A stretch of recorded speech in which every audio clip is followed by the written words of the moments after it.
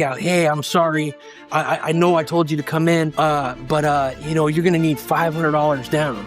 She walks outside. She's screaming at me. You could hear her through the window. Yeah. And she's screaming, I lost it.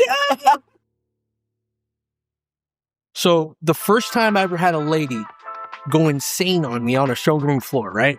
There's this gal, call her up, hey, come on down. You only need $250. And so she takes the bus, maybe like 2 hours, right? And I'm only 18 years old at the time. She's probably 35 or 40 years. You know how old she was. And she comes in after riding on the bus all day.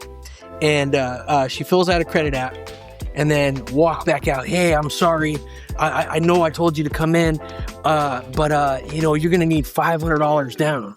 And she, you mother, you son of a, you motherfucker. I start screaming. I'm like, oh. And then she walks outside, pretty lady. And if you remember, you know, we worked out of a mobile home. Right. She walks outside, she's screaming at me. You could hear her through the window. Yeah. And the bus stop was right in front of the dealership. Do you remember that? Yeah, right there. Yeah. And then she goes to go stand in front of the bus stop again.